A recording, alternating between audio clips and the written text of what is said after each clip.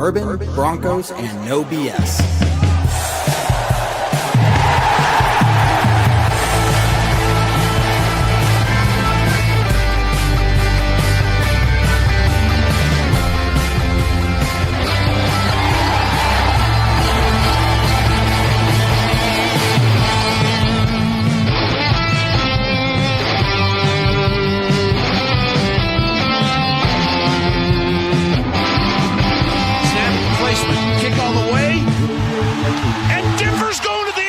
Championship game.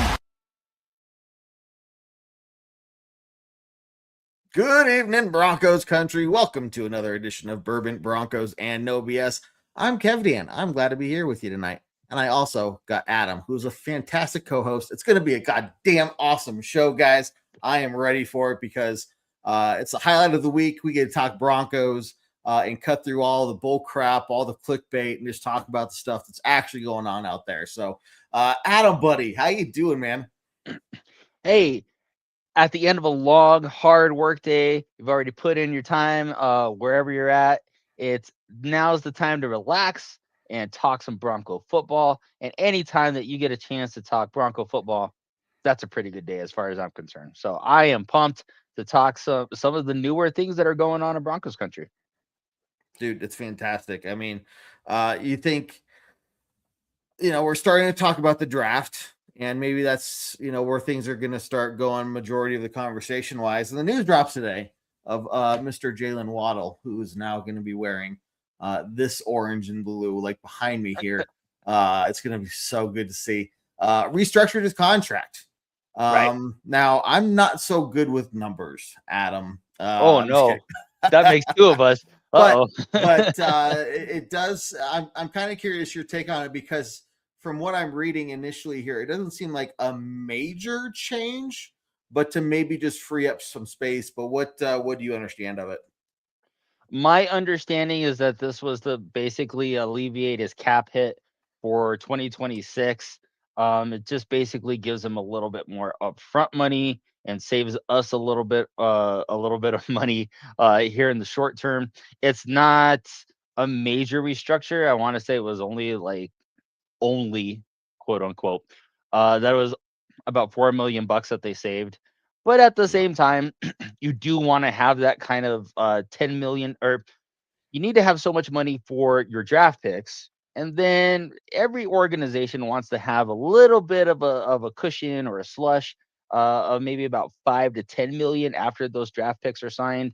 Now, Denver is actually in a little bit of a different position when it comes to draft picks, because they don't have to sign a first round draft pick this year, and they don't also have to sign a third round pick this year. So that does alleviate a little bit of the cost. It's only, I believe it's the second that they have, and then 2/4, a fifth, and then a few sevenths that they do need to resign, or that they do need to sign as soon as they're drafted. But again, it's probably just to give him a little bit more upfront money, and also to give them a little bit of cap relief, to have that slush fund at the end. It's not a game breaker. It's not a big thing either way. It might have been one actually the things that they probably agreed upon when the trade went through. So, but overall, if we're talking about financial responsibility, one of the things that I was noticing, and one of the things that I wrote about in the newsletter for this week, is that Jackson Smith and Jigba just got signed to a massive contract, which basically puts him at about like $1 bajillion a year, which is an exact number, bajillion. Yeah. No, it's about 40, 45 plus. Okay. But if you're thinking about that, Courtland Sutton is set to make like 23 million this year, which isn't chump change. Jaylen Waddle is even with that restructure is set to make about 17 million this year. So with your two top wideouts, who are borderline number one wideouts, making less than what the Seahawks are going to pay Jackson Smith and Jigba, is a testament to that. George Paton and Sean are making all the right roster moves. They're paying who they can pay. They're being smart about the dollars that they do have. I know that I complained a little bit, maybe a little, about the lack of free agents that were being brought in.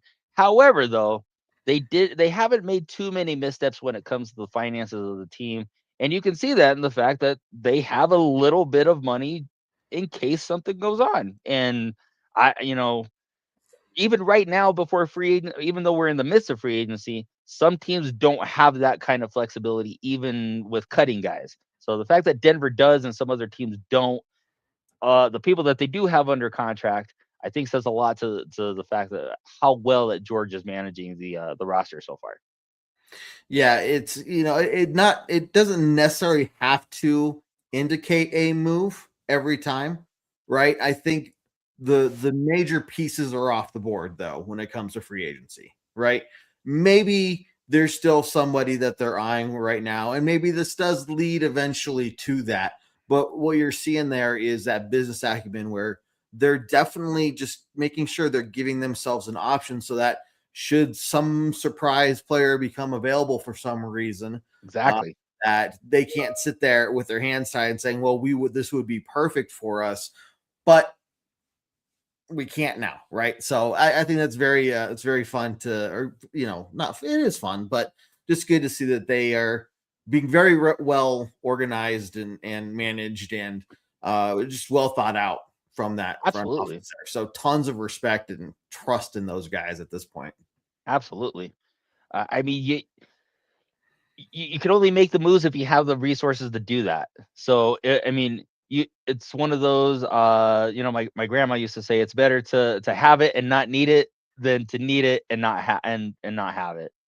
So the fact that they have that little bit of money to be able to maybe a guy goes down, maybe somebody goes down in camp where we don't necessarily have the depth. You got to go get a guy.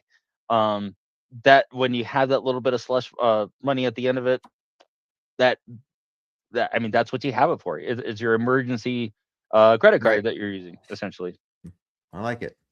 It is funny if you guys didn't see. I mean, if you think about it, Puka from the Rams still has yet to sign, and so this it looks like the Seahawks are sticking it to the Rams during the offseason there too. From a couple of videos I've seen, yeah. So what I think Puka 55, plus, or I mean, kind of who knows at this point, but it's definitely going to be more than what who was it? Can't remember. From the Seahawks. Smith-Njigba. Yeah, and Jigway. Yeah. So oh geez, that's going to be fun to see. I mean, and if you want to even kind of take that a step further, before we make my point, Mike, thanks for jumping on. Anthony, we have connected on Facebook. Me and Anthony are best friends now. What's up, Anthony? Brad, we'll talk about maybe Bo later on in the show. But one of the things that I kind of thought about and looking at the salaries of all these guys, Minnesota Vikings, who have paid a buttload of money for Justin Jefferson. You know, are the Vikings even? I mean, are they barely a playoff team at this point? Maybe if they ever get that, they're putting a lot of faith in Kyler Murray, which you do that at your own risk. The Bengals have paid a buttload of money to Jamar Chase. They have a lot of toys, but can they protect Joe Burrow? What are they gonna do on defense? They just lost their best defensive player, and they already have a ton of resources tied in Jamar Chase. The Seahawks, yeah, you do have to re-sign maybe the offensive player of the year, but you did lose Kenneth Walker, and you also have lost a couple. You've lost some pieces on defense because of all the resources that you had to pay Jackson Smith-Njigba. So the fact that Denver has the roster that they have, with the guys coming back, with a little bit of money still left over, I mean, I think that kind of tells you that George Payton is managing the roster the way that it should be. And if you have to dedicate a ton of resources to not even your franchise quarterback, to your franchise wide receiver, I mean, if we're looking at the information in front of us, it doesn't look like it's a great investment. But I mean, No. Kevin, like, what do you think? No, same thing. I mean, you got to recognize where your talent, where your talent players are. Just decide like, hey, this is somebody that we're just, we refuse to lose, and we're going to treat them right. And we're going to pay them what we think they're worth. And if it resets the market, then it does something like that. Right. And it's like, well, you guys should have signed your guy sooner then if you want, there's probably some chess moves to it, and so just things going on behind closed doors that we'll never, get to see or whatnot. But when there's weird timing of things like that, you got to wonder, like, yeah, there was probably some backdoor talk and some weird things happening. And we could really screw these guys over if we just kind of pull the trigger and pay this guy a few more million than, what we've been negotiating for or something like that. So, right. So anyway, fun stuff, not Broncos related, but fun stuff. Questions here in the comments I want to get to. Tycene Anderson from looks like the Bengals, right? Right. Coming over to Denver. Now, I pulled up his information on ESPN here to see what kind of recent articles there are on him. You're not going to find a lot. Written him was from 4 years ago. So literally ESPN cannot tell me much about him, which makes me, one, just think special teams, but two, right. And that's sad. That's sad to say. I respect the special teams guys. They have a very important role. Yeah, no, you'll hear me love on the special teams guys all season long and call them out when they suck, right? But give them props where it's due, because I think they're often overlooked. But no, like, what do you know about this guy? Because literally, I know nothing. So again, this is going to be my shameless plug for the newsletter on the website. Go check out the website for our newsletter. I call it the Bourbon Belly Up. And go check that out. It has all the quick hitters for the Broncos news of that week. But Kev, I am a lot like you. I had to Google Tycene Anderson and kind of do a little bit of background on him. There is not much. However, he is a great special teams guy, as Rory pointed out. He did lead the Bengals with 10 special teams tackles last season. If you look at his measurables, 6'2", 210. He does play safety. He is a bigger, more athletic safety.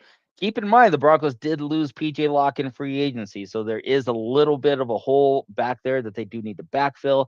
We're going to be talking draft later. I do think that safety is one of those positions where I think they are going to take a guy just to kind of build a little bit more depth with the guys that they have back there. I know they have 𝐁𝐫𝐻𝐾 and now Tycene Anderson, but this was definitely a move at bolstering the special teams unit. He is a special teams gunner.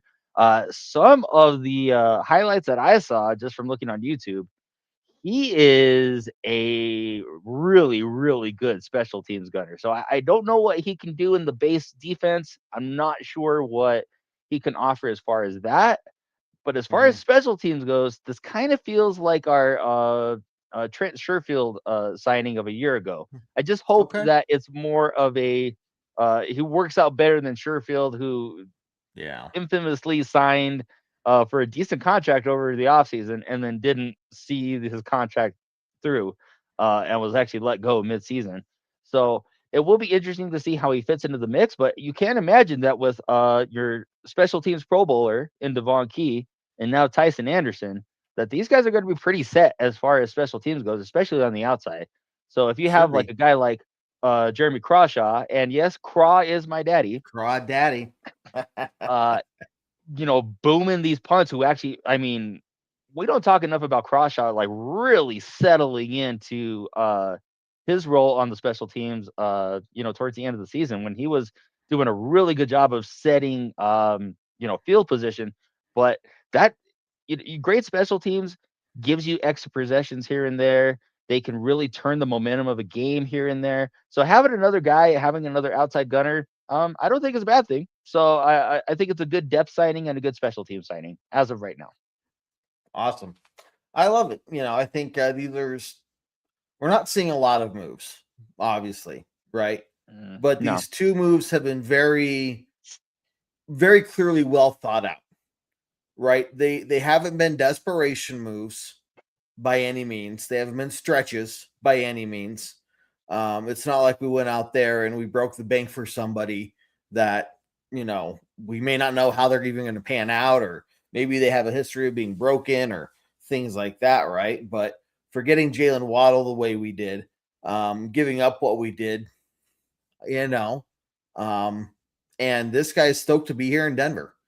So I absolutely love it. And the interesting thing then with that is before we move on, talk about the draft. So if you have any draft questions, guys, start posting those because that's where we're going to go next.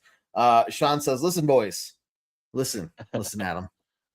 I got my ears. Tyson is that guy at the party. Tyson is that guy at the party who's going around filling drinks. Nobody in the room knows who he is, but the minute he quits doing his job, everybody will know exactly who he is. I think that's a very, very solid way of putting it. I couldn't have said it better myself, dude. Not even close. Mr. Travis, how you doing, man? It says we should have replaced Moss and Singleton. Obvious weak spots. We're going to disagree there, and that's okay. We can disagree here. That's fine, guys. That's fine. Should have kept PJ Locke. The division got faster. I'm concerned. We need 2 more Waddle-type signings at running back and inside linebacker. So there are some things we can severely agree on, or maybe not severely agree on, but mostly agree on there at the end. This is this one. We have so much time to talk about the draft. Travis, I'm going to use your comment here as a quick breakdown. I think for the next several minutes, at the very least. Let's start with the middle. Okay. Yeah. Let's start with that and kind of pick through this. Maybe start with the easier one. Should have kept PJ Locke. Yes or no? Do you agree with us letting him go? I have always really liked PJ Locke. I think he gives you a lot of scheme versatility because he can tackle enough to be your strong safety, and I think he can cover enough to be a free safety. The biggest knock on PJ though is that PJ can be a little out of control, and he also is always like he's habitually nicked up. He's always got a nagging something or another. He usually has 2 good games, and then he has maybe a so-so game. So I do like that the fact that he was a really elite backup, but the problem with elite backups is that usually when free agency rolls around, they're the guys that get picked up. So and it's hard to kind of designate resources to keep high-end backups at certain positions. You can do that with a backup quarterback because I mean, in my opinion, finding 32 NFL quarterbacks is hard enough as it is, and especially once you get towards the back end is where you kind of start seeing, are they really good backups or are they fringe NFL starters? So I for me anyway, I think safety is one of those positions that you can't necessarily dictate big time money to. So that's why I think Locke was probably on the way out. So I would have liked to get PJ because I like him as a player. But he's probably going to get a chance to start, and that wasn't going to be the case here, especially when you have Hufanga and Brandon Jones in the mix already. And like I said, with the draft, I would not be surprised if they go and they pick up another couple of guys to help out with the depth there. Not any disrespect against 𝐁𝐫𝐴 or even Tyson Anderson. But you can kind of tell that they're mostly back end special teams guys. I think and you also have Hufanga coming up on his contract year. I believe Jones is coming up on his contract year as well. So they're probably gonna maybe look to there to go get a bit younger and go get a guy that they can kind of cost control for the next few years. With that being said, I have been very adamant that I was not a fan of the Alex Singleton re-signing. To that point, I there's things that he does well and there's things that he doesn't do well. Yep. The things that he doesn't do well are going to be exacerbated the older that he gets. And the things that he doesn't do well is kind of how the league is trending. So I don't necessarily see, I take that back. I see why they re-signed him.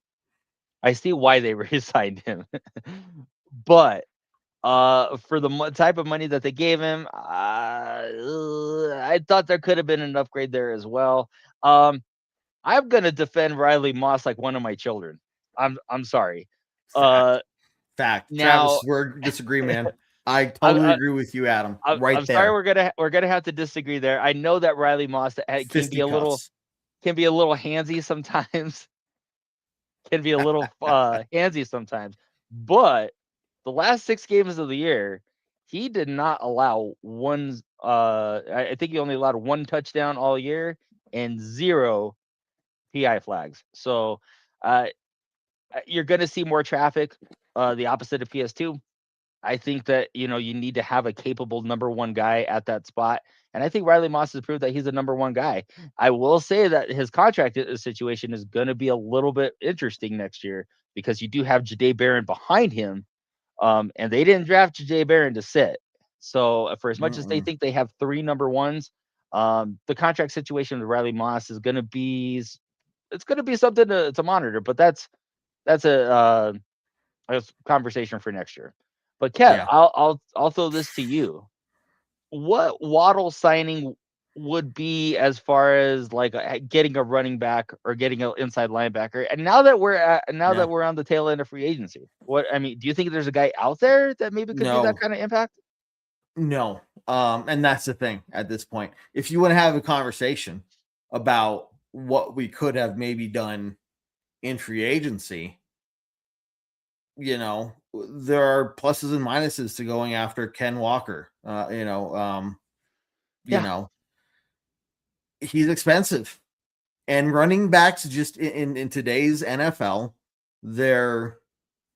I don't want to sound just rude or anything like it, but there's a lot of them, and like once you hit about 30, not even 30, if you make it to 30.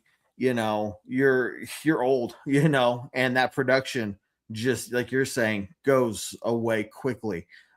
So running backs don't get paid a lot, and they get beat up and everything when they're young. But you look at what the Broncos had to do, and that was bring back J.K. Dobbins. They had to.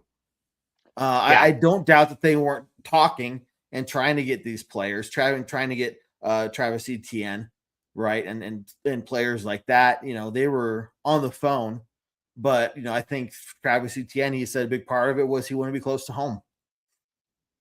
And at a certain point, like, you're not going to be able to pay somebody enough money, whether they're like, hey, I want, being close to home is really important to me. They're gonna go with that. So there are just situations like that, man, where it's like we could go back and talk about what Broncos maybe could have done, paying more, but then we're gonna have that conversation of, well, did we overpay for this guy? Because you look at the contracts that they went for, and they weren't cheap. Nobody was getting. There were a couple that even us were sitting here going like, really? Ooh, yeah, like that really? one, that's pricey, And so the conversation for Broncos Country today, if we had gotten one of those guys, there'd just be more. It'd be, oh my gosh, I can't believe we're, like, who's managing this team? Like, we're way overpaying this guy. Well, I'd rather be having this conversation of it didn't work out because we knew their value, and we knew how high we were willing to go, and if it just didn't work out, we weren't willing to break the bank for it. So the thing with these, we need 2 more Waddle type signings. That'd be nice. Could we maybe afford it right now? No. I think Waddle's already a steal, just based off the way contract works out. He's only worth 4.9 this year, right? So that's huge. But there's just nobody else available for that. You could throw in names, I'm sure, like David Njoku or things like that, but those aren't Waddle level signings. They're just not, because if they were, they'd be picked up somewhere else by now. What do you think? Or inside linebacker too.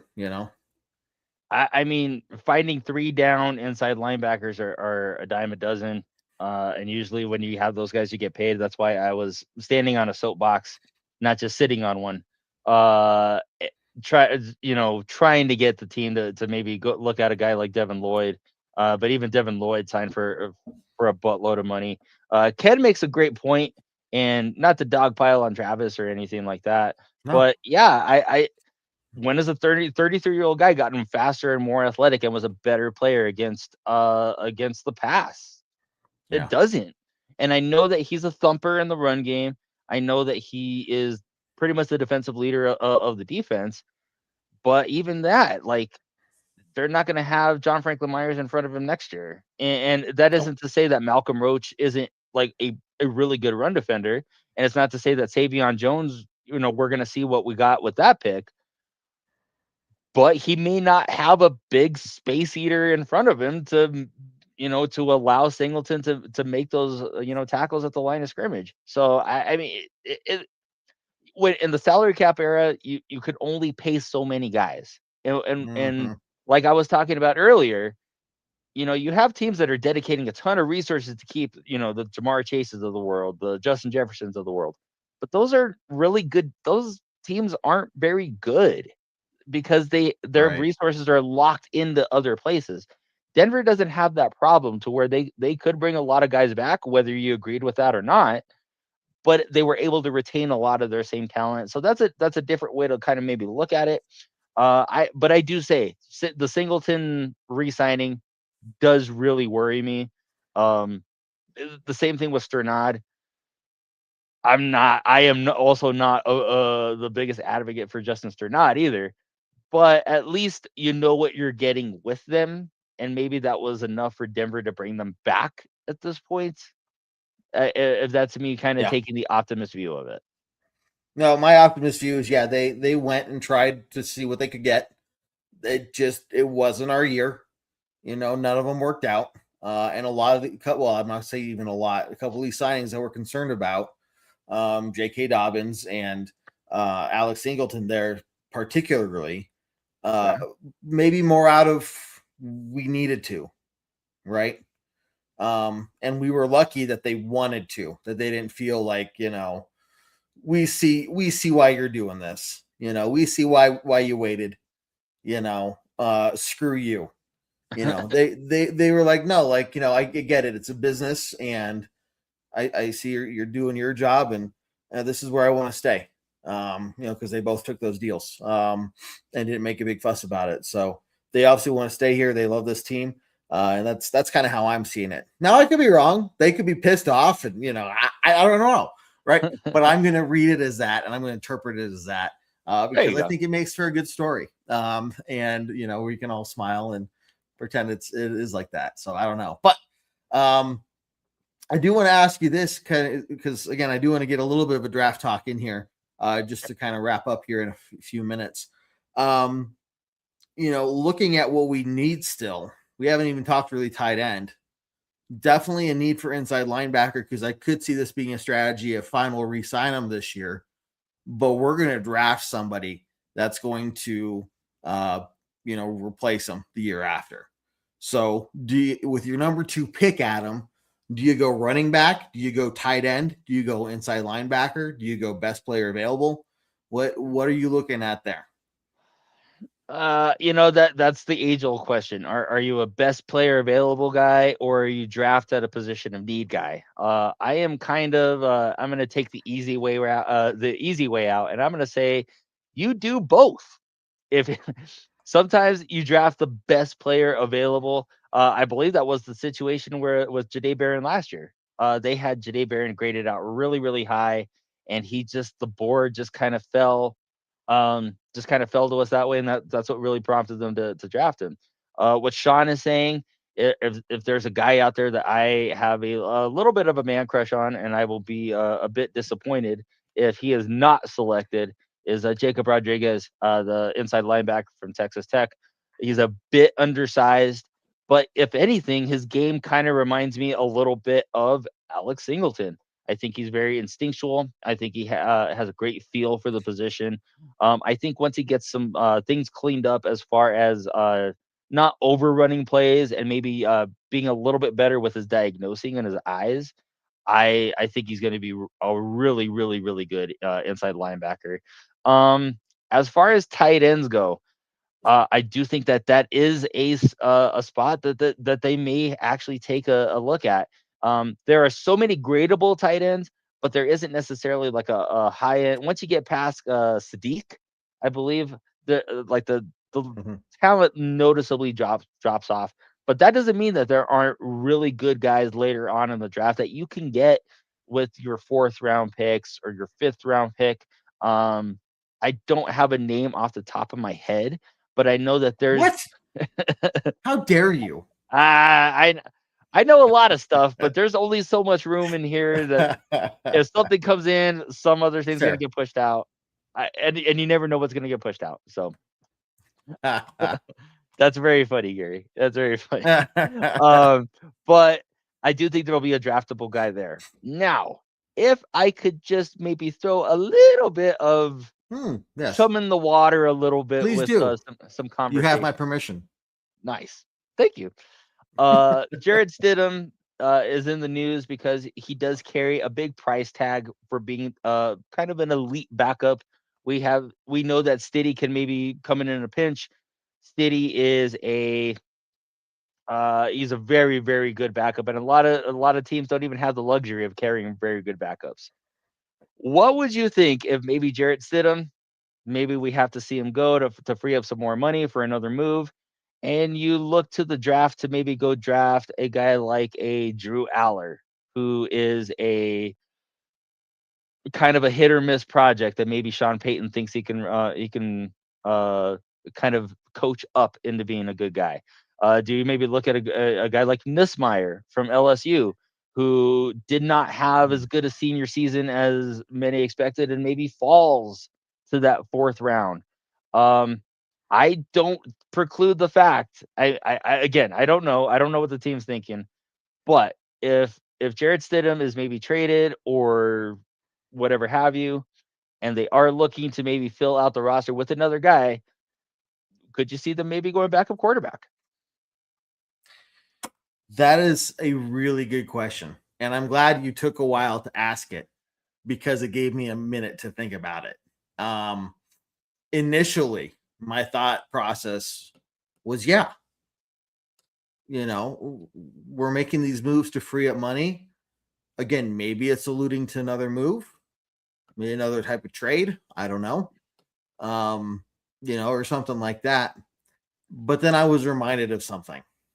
I was reminded of something. I was reminded of our new intro video, which I think I need to go back and edit and add a little space at the beginning of it. I think it cuts off by the time it hits live on Facebook. But the new intro video, at the end of it is the Jeff Logan call of the field goal winning kick that sent us to the AFC Championship game. And I'm reminded of what happened in the play before that field goal kick, Adam. I remember that as who was it? Brad. Yes, Brad did ask it. A certain quarterback of ours currently injured his ankle to the point where he could not play at all for the AFC Championship game. Yeah, and would have still definitely been out for the Super Bowl. And I just know that with that fact alone right there, we're not going to get rid of the guy that knows Sean Payton's system, that we know we at least have some sort of a chance with, right? He understands the players. He practices with them. He knows the team, right? So could there be an attempt to restructure his contract? For sure, right? But at the same time, the situation the Broncos are in, they're not going to poke the bear. It could be a very gentle and humble approach them. Hey, would you be interested in even considering contract restructure? And if you do, what would that look like to you? You tell us first, right? To see where you're at, because we want to be respectful of you. Versus like, we're not even going to talk about it because we recognize just on the chance. And I hate even kind of throwing. Do you know where I'm going with this? Do I even need to say it? Because I don't want to throw it into the universe. I think you do. And okay. I am kind of. We just need to be mindful of that fact. I'm of the same mind, just like we were talking about with having that slush fund of cash. It's better to have it and not use it than to need it and not have it. And I know that Stiddy did not have the best AFC Championship game. I don't think Stidham stinks. He's a backup, but he's a very good backup. He's a very good backup, and you might. He's a backup. I'll let you. No, sorry. Keep going. he is a backup, but he is also on the, if there are tiers of quarterback, he is a higher tier backup.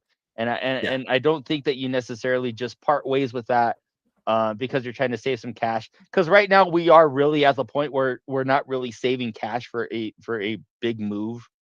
I don't want to disappoint anybody, not that we know but of anyway. now that we know of, now maybe you're looking at your projections for next year. Maybe you know you'll need a little bit then, so why not save a little bit now? But I think there were some tenuous things kind of thrown out there that maybe where Stiddy could go. But now that we're heading into the draft, that backup market has already, I mean, that backup market's gone. Right. It went with Justin Fields. It went with just once he was signed, then that was kind of like, yeah, we're done. Sean, I am drinking clear American water. Your boy is trying to watch his calories and also have something a little fizzy. You would not like to see me on Everclear because nobody wants, that's not good internet. Does anybody want to see anybody on Everclear? No. No.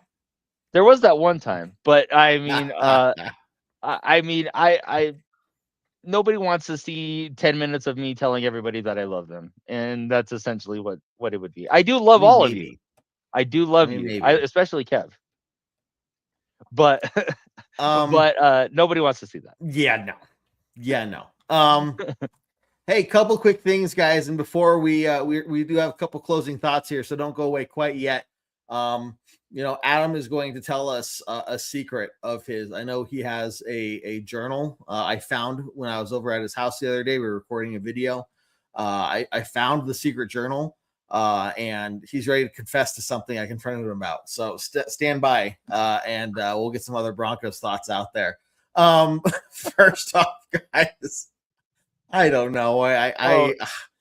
I start talking and I hope I figure out where I'm going along the way. Have you had some Everclear? That's what happens. Is that Everclear in your cup right now? Anyway, that wasn't a no. That wasn't a no. The numbers aren't dropping yet, so I'm okay. Anyway, I don't remember what I was saying here to start. Website, guys, broncosandbourbon.com. Go over there, sign up. You can find easy way to find all of our content, the latest show, the latest video, the latest podcast episode. Adam doing the weekly articles right now, newsletter, if you will, and does a lot more articles and everything during the regular season. Trying to figure out what else we want to do with that website, kind of alter it, build it out a little bit. So stand by. It's going to change and update and have some interactive features on it for you guys. Something that's one, easy for me to build because I don't know what I'm doing. And two, it's still just fun for you guys to do and want to go check it out. So sign up for free, broncosandbourbon.com. Let's see what else. I have a question. Are you a website designer? No. No. Nope. Even the AI doesn't even understand what I'm trying to get it to do half the time. That's how bad I am. I can't even describe it to an AI who's built to understand dumb people like me trying to tell it what to do and do it. And even it's like, you want what now? Yeah. Preach it to the choir, brother. Preach it to the choir. I'm being as clear as I possibly can. Maybe the problem's on my side. I don't know. Anyway, guys, lots to talk about, and we don't want to get to the point though of repeating ourselves too much and everything. So just remember, we're back here every Tuesday night at 7 p.m. Mountain Time for another episode of Bourbon Broncos No BS. Shooting the shit with you guys, taking your questions and comments. Some good questions here tonight, and the draft is definitely going to be here before you know it. So the question I want to throw out to you guys here in the final couple minutes, no formal way to put in a poll or anything with you guys. It would be really cool if this website could build something like that. That'd be awesome. I'm trying to check actually right now. I don't think they do. No. Okay. Well, quick little poll for you guys who are here. Normally we do a we do a Broncos draft show where we start live at the beginning of the draft, and we always say we're going to go through live until the Broncos first pick. As much, first off, bad news, as much as I've joked about it, we will not be doing an overnight there we go. stream.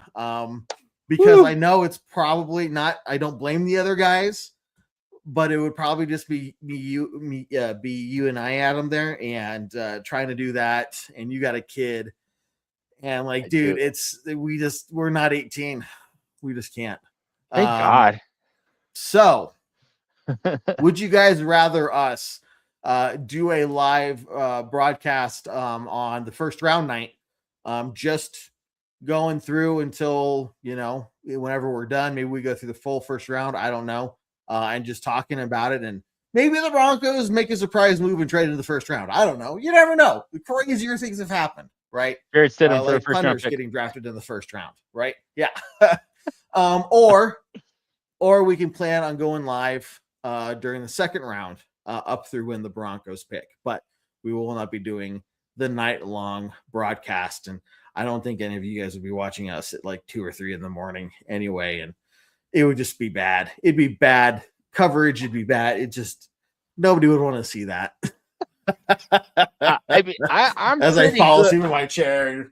Yeah, I'm pretty good at talking Broncos. I don't know if I could go till 2 o'clock in the morning talking Broncos. No, not much without less like 4, 5, 6, 7, 8. Not without going deep into my bag of just like, let's talk favorite amenities at Mile High. The French fries, wherever you get them. I mean, I'm a French fry connoisseur myself, and I like them a little bit crispy and then chewy on the inside. Oh, Mile High Stadium, whatever you're doing with your French fries, keep it up, because that. So that's a prime example. But that's also Adam. I'm glad you went through that. That's a prime example. Because Sean here, he says his problem is quality entertainment, and that's what I'm getting at there, Sean. Is if we did the overnight show, we'd be getting talk of French fry quality, and everything. And that's not quality entertainment. No. So I think, that's why I want to throw it out there. So far, we have a couple picks. Keep putting your picks in there. Sean, no, we're not going to let you drunk call Adam at 2 a.m. there. You think that's what you want. You think that's what you want. That's what nobody wants. Let us know, guys, in the comments there. First round or second round coverage. Just because we're not going to do both either. We're going to do one or the other. But I want to hear from you guys and do what you guys want to do, because that's why we do this show, Adam. As much as I love talking to you, bro, we talk in the comments like all the time. We do. And, we're kind of working on this other side project of ours, loosely linked to Bourbon Broncos and No B.S, but having a different feel. Right. Give us your closed out comments and tell us where they can maybe find some other videos from you and occasionally myself there. So just to let you guys know, before I jumped in with Kev and Spotty and Jared, I was kind of doing my own thing with this thing called Keep Your Eye on the Ball. And I basically, if you like a little bit of analytical deep dives, you'll like Keep Your Eye on the Ball. If you like some silliness and some maybe some skits every once in a while, which Kev is all the more happy to provide us with. We also have that too. Basically, we don't do anything to gaslight you. We don't do anything to react to me. We're going to just tell you honest football from guys who deeply and truly love this thing called Denver Bronco football, but also have a lot of football knowledge to pass on to you. So if you're ever bored at 2 o'clock in the morning, you're looking for something to do, right here, Eye on the Ball 37. We're on YouTube, Facebook, TikTok. Go ahead and check us out. We have a lot of cool content out there, and we're just going to get more stuff out there. So I would be honored to have you check it out. I would even be more honored if maybe you gave us a follow or subscribe. So that's my shameless plug. Love it. Well, for me, guys, look, just appreciate your guys' support. Again, live here Tuesday nights, every Tuesday night. Grab your tacos for dinner and then head on over to Bourbon Broncos and OBS, where you can watch us and have fun, awkward off-season conversations because we're all trying to just get through the freaking off-season. But a lot more draft talk coming up here in the coming weeks, guys. And based off the comments, probably leaning towards the second round coverage. So stick around for that. I'll be announcing that on some of those videos I put out on YouTube and Facebook and everything. Look out for that. We'll announce it as it gets closer. But Adam, sir, thank you for joining me tonight, man. Good conversation. Broncos in a good spot, I think. I think with where, I mean, now that we're out of free agency for the most part, heading into the draft, I don't know that. I mean, we have little nitpicks here and there, but what team doesn't? And yeah, and I'd rather have tiny little nitpicks than be psychotically upset over something that I have no way to control. So, so you're saying you don't want another quarterback battle right now? Oh my goodness. Oh, I have lived through Teddy Bridgewater versus Drew Lock, and I don't want to do that anymore. And thank God we don't. So I'm totally happy with that. Yeah, the nitpicking I'm happy with. Let's nitpick, you know, and I'd be glad that we're doing it because we're not talking about these terrible situations we've been in the past. Anyway, dude, we've been having a good long conversation going past. I always say let's aim for 30 minutes, and it becomes much longer than that because the conversation is good. And I'm glad to be with you guys tonight. But Adam, again, thank you very much. We're gonna end it here because I have nothing left to say other to end this show as we always do on a very strong Go Broncos. Let's go Bronco, baby. Take care, guys. Do what I like, yeah, I do what I like, yeah, I do what I like. Sip and go, sip is right, and I go with the flow, yeah, I go with the flow, yeah, I go with the flow, cause I know I'm the show. In the zone, here I go, in the zone, here I go, in the zone, here I go, yeah, they know I'm a